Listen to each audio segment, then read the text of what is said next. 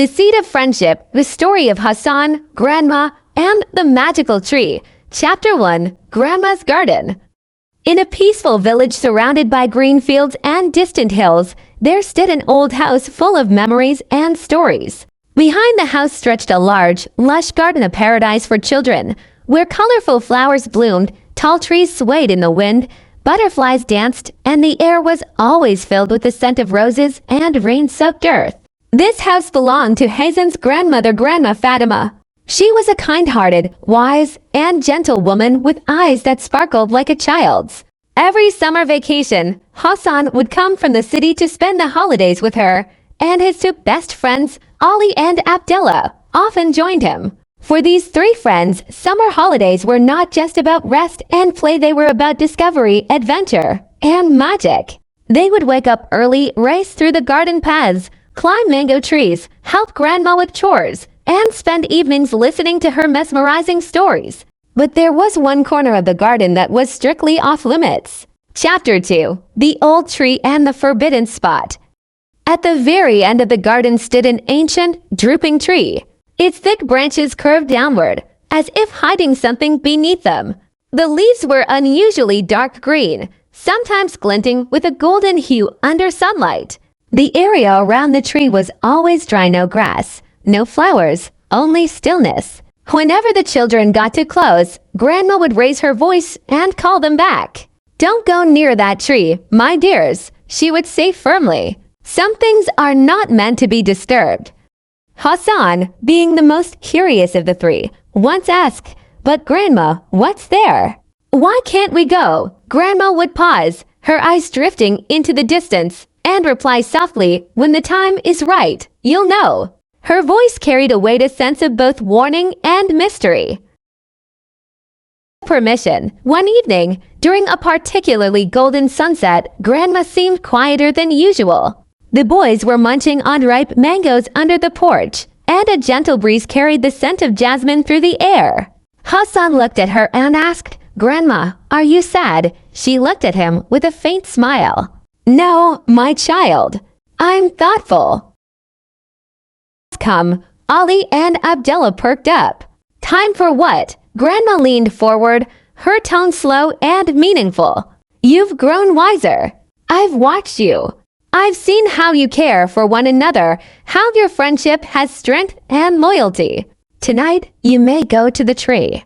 The boys gasped. "You mean we're allowed?" asked Abdullah, hardly believing it. "Yes," she nodded. "But remember, what you find there is not a toy. It's a truth, a secret that can change you."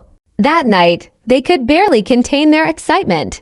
The garden glowed silver under the moonlight, and the tree stood tall like a silent sentinel.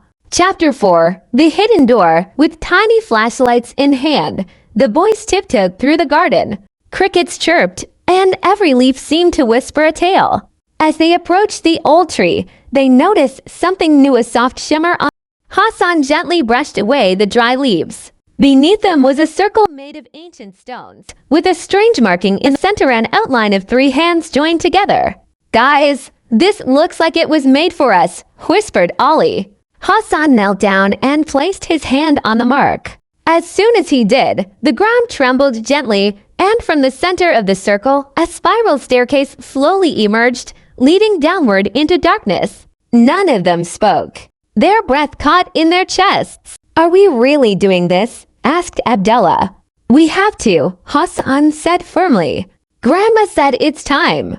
And so, one by one, they descended into the unknown. Chapter 5, The staircase led to a circular underground chamber.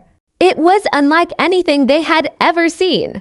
The walls were glowing softly, not from lamps, but from the stone itself. Intricate patterns and murals of children, trees, old women, and hands holding seeds decorated the walls. In the center of the chamber stood a table, and on it were three glass jars, each containing a single seed. One was deep blue, the second a vibrant green, and the third a glowing gold. "They must be the friendship seeds," whispered Ali. "But why three colors?" Abdullah asked. Just then, the room lit up slightly, and a gentle voice filled the air. It was Grandma Fatima's voice, though she was nowhere in sight. "These are no ordinary seeds," the voice said. "The blue seed represents the friend who stands with you in difficult times. The green seed is for relationships that grow with time and care. And the golden seed, that one symbolizes a friendship built on truth, sacrifice, and unconditional love." The boys were stunned. The meaning, the purpose, it was all deeper than they imagined. "Let's choose one each." They walked to the table. Ali picked up the blue seed. Abdullah took the green. Hasan reached for the golden one, which pulsed warmly in his palm. As soon as they made their choices, the walls dimmed and the staircase behind them began to reappear. "Time to go," said Hasan, and they climbed back to the garden. When they emerged, the tree was still and silent. The hidden door was gone. The ground was undisturbed, as though nothing had happened. Chapter 6. Grandma's Smile. The next morning, the boys sat around Grandma, who was sipping tea and gazing at the garden. "We came back," said Hasan. "We chose the seeds," added Abdullah. "And we made a promise to always protect our friendship," said Ali proudly. Grandma's eyes welled with tears. She opened her arms, and the boys rushed into her embrace. "You've done what few ever managed to do," she said. "You've understood the real meaning of friendship." It was a quiet moment. No words were needed after that.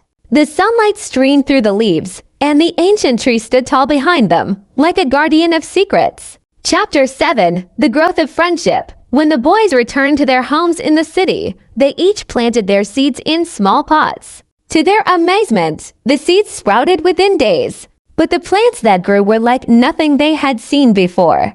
It comforted him, like a true friend. Abdullah's green plant grew taller and lusher every time he spent time talking to it or reading beside it. It symbolized how care made relationships stronger. Hasan's golden plant was radiant. Its leaves changed color with his emotions, and it reminded him of sacrifice, honesty, and the bond they had sealed under the magical tree. Over the years, these plants became sacred symbols of their friendship. Whenever one of them struggled or doubted, they would remind each other, "Remember the tree. Remember the seeds." Chapter 8. The Return. Many years later, as grown men with families of their own, the three friends still kept in touch.